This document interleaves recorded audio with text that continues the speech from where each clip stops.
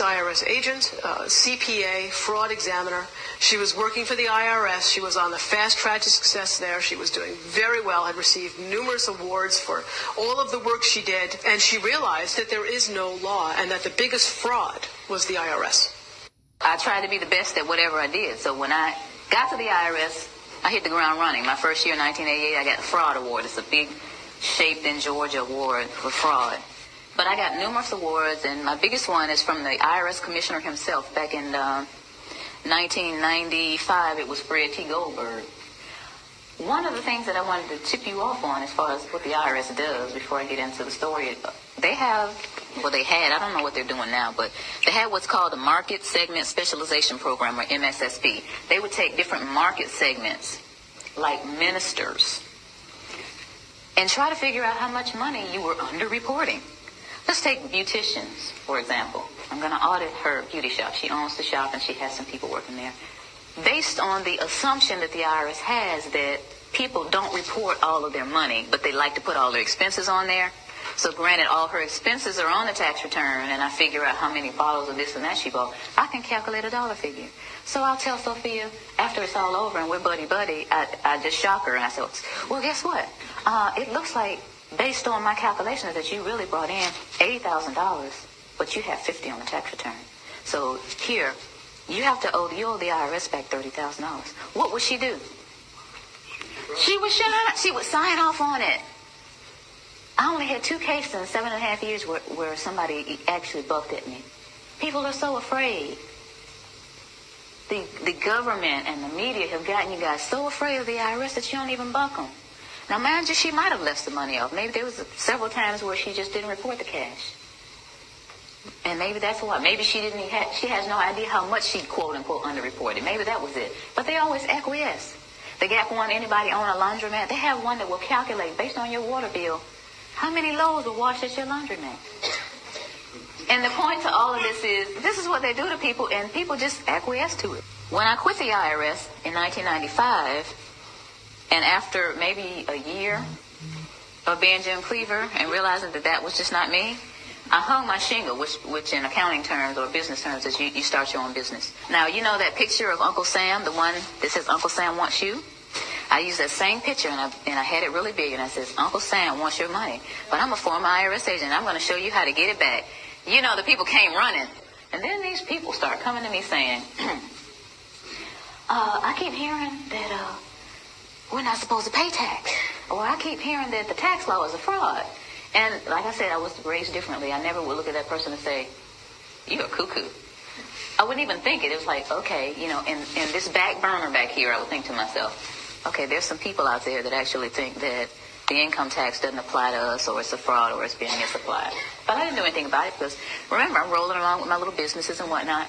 So one night maybe in early June, one of my pastor clients called. It was night. It was about 9 o'clock at night. And she said, you know what? I think it was maybe a Wednesday night, after her Wednesday night service. She said, I've got this parishioner that just keeps bugging me about this income tax. She's talking about that we're not liable for the income tax, and she wants to talk to you. Can I give this lady your telephone number?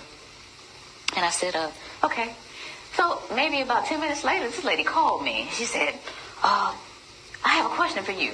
Are we supposed to pay income tax or not? And I said, okay. Do you want the cuffed answer or do you want the real answer? She said, I want the real answer. I said, well, I really don't know. You know, even though I'm a former IRS agent, I haven't done the research, but I hear that there's a credible body of evidence out there that says that we don't owe the income tax. I was okay. I mean, I took the information. I was sitting there listening like, okay. And, you know, I said, okay, this lady had a lot of information. I don't know where she got it from. So a few weeks later, she called me again and she said, Miss Jackson, remember that information I told you on the phone? It's in the USA Today. Pull it up on the internet. Okay, so I got the USA Today. It was July 7th, 2000. And it says, Dear we the people, most citizens are not required to file an income tax return. The 16th Amendment to the Constitution is a fraud. And if you file, you waive your Fifth Amendment rights. I said, okay, that's another stuff she was saying. Now, this is a lot of reading. But I kept reading because I was very interested, you know, being a CPA and into fraud and all that. I wanted to see what was going on. So here in the third column, it says no one has been able to collect the $50,000 reward offered by Bill Conklin. to anyone that can identify the section of the Internal Revenue Code that makes a typical worker liable for the income tax. I'm serious about winning is $50,000. Okay, so it's at my desk. Basically, I just shoved everything off my desk and got the codes out, the regulations out, the tax guide I got on the internet to look at the Cornell University site, all these different things, and I started researching. And 2 weeks later, I said to myself, oh my goodness, we have a problem here. It doesn't look like I'm going to win this money. And I was sitting there at my desk thinking, this thing is a fraud. 2 weeks it took me to sit there and realize that. I didn't just look at the positive, I looked at the negative, I looked at the IRS site. All these things are going on. This thing is a fraud. Being a CPA and a former IRS agent, I sat there at the desk, I was by myself, and all these thoughts started going through my head. The first thought was, now I'll finally open up the codes and regulations. Because see, at the IRS, they trained us with these little guides. We didn't use the codes and regulations. We would get one of these, and you would have to read it, understand it, and pass this little test. And all these little guides that I got, I read them, and I made A's on all my tests. And I thought, and I guess the rest of the agents in training thought, that the information that was in here was the same that was in those thick codes and regulations. But it's not necessarily the same. The things that are in these training manuals are not necessarily the same thing as in the codes and regulations. I learned that in my studying. In the time that I was doing the research, I also learned about the Pocket Commission. Now I'm going to let this go around the room, but y'all got to get it back. This is the outside that I purchased of the Pocket Commission that I had. And before I left, I had the sense of mind to make a copy. This is the little badge that I used to flip out at people and say, give me your books and records. Give me your bank statements. Give me all your credit cards, And, people, okay, here.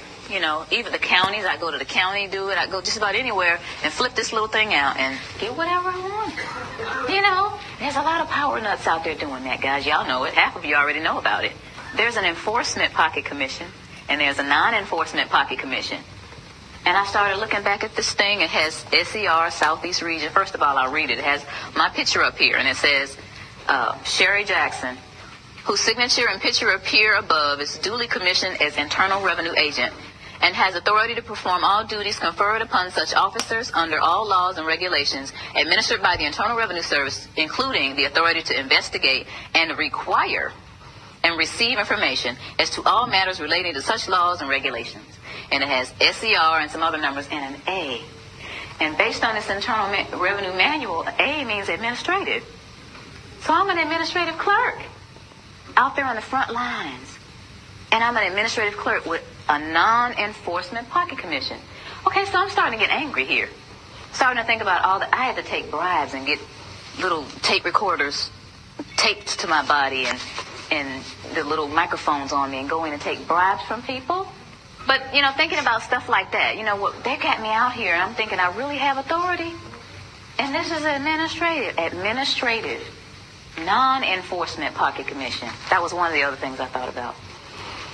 And then I thought about, and I found out this is another issue, a levy versus a notice of levy. This is something that I didn't deal with a lot because I was an agent and I just assessed the tax. I wasn't a tax collector. I just assessed it. So this is a notice of levy. And someone said, hey, this is a notice of levy. This is what the banks get or your job or whatever. They said, look at the back of it. So I'm looking at the back of this notice of levy and it says section 6331, levy and distraint. And then it says B and C. And I'm thinking, it starts off with B? What happened to A? So I looked up A. And here's A. And it says levy may be made upon the accrued salary or wages of any officer, employee, or elected official of the United States, the District of Columbia, or any agency or instrumentality of the United States or the District of Columbia by serving a notice of levy. I'm thinking, but that's not most people. That's not the person that works at AT&T or Bell South or Coca-Cola. That's not most people. Aren't people noticing that the A isn't on here? Aren't they curious about it? Why are they doing this? All this is going through my head during this period of time, then I'm realizing that there's a rat in the camp. That's what I call it. But this is the straw that broke the camel's back. The Federal Reserve is not federal. How many of you did not know before today that the Federal Reserve isn't federal? If you did not, don't be shy. If you didn't know before today that the Federal Reserve isn't federal, raise your hand. Most people don't know that. 9 out of 10 people that I asked off the street don't understand that the Federal Reserve is a non-auditable private banking cartel. They are collecting $36 million an hour in interest from the American people. $36 million an hour in interest from the American people. My children, my two children, were born $86,000 in debt based on the national debt. Now, why am I going to take away from those children to give to somebody that's going to be born in 2030? That's not going to happen. So that was my decision. It was very easy. You know, you think about stuff like fear. Oh, the IRS is going to get you. They're going to take your stuff. That's not important to me. Stuff's not important to me. My children are important to me. I'm one of those mothers that will roll up her sleeves with one leg and try to whoop you if you mess with my children. And I think that a lot of mothers are like that. So this is what my decision was. And I went on and started educating people. One of the things that people asked me once I made this decision and started talking about it, how are we going to run the country without the income tax? I don't know how much Dan got into it, but the Grace Commission report that Ronald Reagan put out in 84, says that none of the money collected in income tax goes towards running the country. But the bottom line is it's not going towards running the country, so you patriotic people out there, you've been fooled. Beardsley Rummel, he was Federal Reserve Chairman back in 1946, did a speech before the American Bar Association. The title of his speech was Taxes for Revenue Are Obsolete. Within the body of this report, he says that the taxes, the income taxes for redistribution of wealth. What is redistribution of wealth? What is that? That's taking from me that I've worked hard for and giving it from somebody else to somebody else. Shouldn't I have the right to redistribute my wealth if I want to? Another question that they ask me is, how come I haven't heard this on TV or on the radio or in the newspaper? Well, sweetie, the simple answer to that is the same people who own the television stations and the newspapers and the radio stations are the same people who are involved with the Federal Reserve. And here is a little statement that says that it only requires 5% ownership to significantly influence the media. Rockefeller is one of the original shareholders of the Federal Reserve. As early as 1963, the House Banking Subcommittee reported that Rockefeller, through Chase Manhattan Bank, controlled 5.9% of the stock in CBS and the bank and gained interlocking directorates with ABC. I went all the way through high school, all the way through college, all the way through testing for the CPA, and all this Irish training and didn't hear about any of this. You think they want this information out here? For you guys to eat up and chew up and find out what's really going on? I don't think so. Now, another one. Why don't we just tell our elected officials about this? And to make a really long story short, the We the People Foundation, the same people that put out this ad, put together a hearing. And these 40 researchers, we're going to ask the IRS and the DOJ these questions, and we're going to have this big meeting in Washington called the Truth and Taxation Hearings. Okay? So we got together with 537 questions. So we sent them the 537 questions so they could research and have the answers, and what did they do? They reneged on coming. They signed off on it, but they reneged on coming. So you all didn't get to hear the truth. We went on and had the hearings anyway, put it on CD, marched around Washington, giving it to all 535 congressmen and senators. Please look at this information. We got stupid responses back like, thank you for visiting our offices in Washington. The next time you come to Washington, please visit us again. They don't care. Your presidents don't care. Another one that they ask me, or they'll say something like, well, this just sounds like it's some kind of conspiracy theory. Y'all hear that a lot? Okay. But tell me this, what's the difference between a conspiracy and a strategy? Don't you understand that this is all by design? All this black, white stuff. You're white, I'm black, you know. You're a Democrat, I'm a Republican. You know, y'all heard of divide and conquer before, right? Why y'all letting them do it to us? While I'm sitting up here arguing with this man about what his great-great-great-granddaddy did to mine, there's this big old fence closing in around us. And while I'm sitting here wasting time and he's sitting here telling me why he doesn't know, we need to put our heads together and figure out how to get out of this fence that these people are building around us. Am I right? Yeah. That's what we got to be. Divide and conquer, we can't let that work anymore. It's been working all these years. Then we need to get together and understand. First of all, you need to understand what is going on with your money. You work hard. It's like we're a hamster on a wheel. This country started out with taxation without representation. Where are we now? Why did we get back to where we started? We got lazy and comfortable. Get out in your comfort zone. I never tell people to file a tax return. I never tell them not to file. I never tell people to pay taxes, and I never tell them not to pay. What I tell people is to do your own research, do your due diligence, and decide whether or not you're going to be a slave or get off the plantation.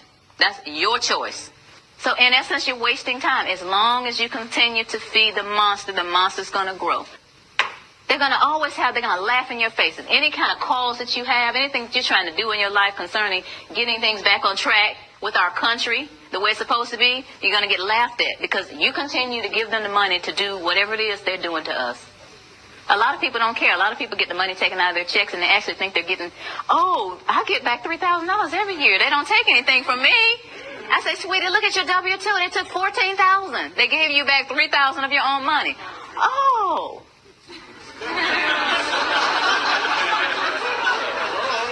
But the point is, if each of us understands where we are, who we are, and tries to do something about it, then we're going to get somewhere.